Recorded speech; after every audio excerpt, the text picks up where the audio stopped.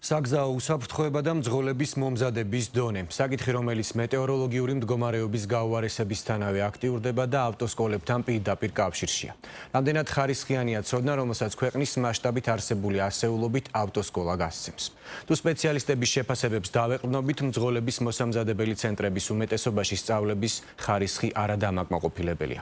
აქცენტირება მხოლოდ მართვის მოწმობის ასაღებად საჭირო ტესტებზე ხდება, კონკრეტულ სიტუაციებში მოქცევის წესებს კი ნაკლები ყურადღება ეთმობა. სწავლების პროცესში არსებულ ხარვეზებზე ავტოსკოლების წარმომადგენელთა ნაწილიც საუბრობს.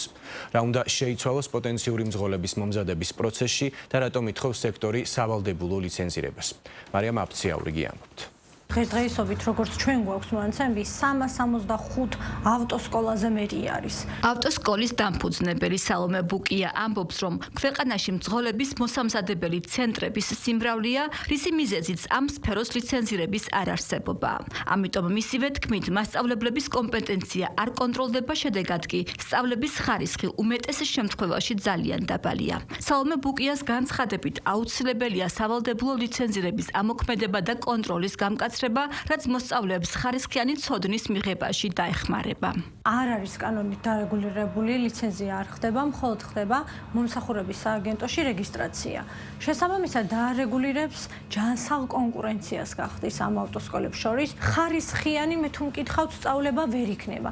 ამიტომ არის ხოლმე თქვენს მოგეხსენებათ, რომ კოდებით ასწავლიან, დაზეპირებულად ასწავლიან და არა ახსნით და არა განმარტებით. ავტოსკოლების წარმომადგენლები ცვლილებების მოთხოვნის ერთ-ერთ მიზეზად საგზაო უსაფრთხოებაში არსებულ გამოწვევებს ასახელებენ. განმარტავენ, რომ პოტენციურმა მძღოლმა საგზაო მოძრაობის წესები მხოლოდ საგამოცდო ბილეთებისთვის კი არ უნდა დაიზეპიროს, არამედ კარგად უნდა გაიაზროს მათ შორის ისიც, თუ როგორ უნდა მოიქცეს კონკრეტულ შემთხვევებში. ეს კი მათ ავტოსკოლაში კვალიფიციურმა სპეციალისტებმა უნდა ასწავლონ. ავტოსკოლებში აცხადებენ, რომ ამ საკითხზე იყო შეხვედრები მომსახურების სააგენტოსთან, თუმცა ჯერჯერობით კონკრეტული ინიციატივა საკანონმდებლო ორგანოში არ შესულა. ყველა მოსწავლეს ვეუბნები, რომ თქვენ მომავალი მძღოლები ხართ, შესაბამისად გამოცდა კი ჩავაბარე, მაგრამ რეალურ სივრცეში გზაჯვარედინზე თუ არ ვიცი წესი რომ უნდა მივაქციო პირობითად შუქნიშანი რომ გაფუჭდეს მერე ნიშნებს, ხო?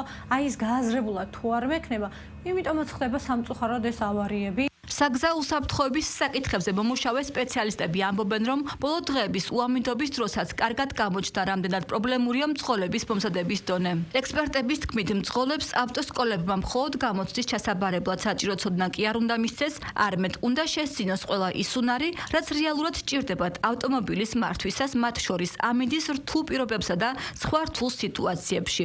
სპეციალისტების თქმით, ეს მნიშვნელოვანი ფაქტორია საცობებისა და საავარიო სიტუაციების თავიდან ასაცილებლად. საქართველოს ალიანსი უსაფრთხო გზებისთვის თავმჯდომარე აცხადებს, რომ ქვეყანაში მოქმედი ავტოსკოლების დიდი ნაწილი მოსწავლეებს მხოლოდ მართვის მოწმობის მისაღებად ამზადებს და საგზაო მოძრაობის წესებს სრულფასოვნად არ ასწავლის.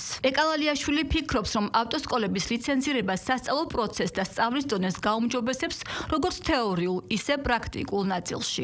სასიცოცხლოდ მნიშვნელოვანია ამ რეფორმის სრულყოფილებისთვის და იმისთვის, რომ სრულფასოვანი ცოდნით აღჭურვილი და უნარჩვევებით აღჭურვილი მძღოლი იყოს გზებზე ავტოსკოლების ლიცენზირება. მძღოლები, რომლებიც უკვე მართვის მოწმობას აიღებენ, გარანტირებულად ვიცოდეთ, რომ არიან იმ თანამედროვე უსაფრთხოების ცოდნით აღჭურვილი, რაც გვჭირდება დღეს.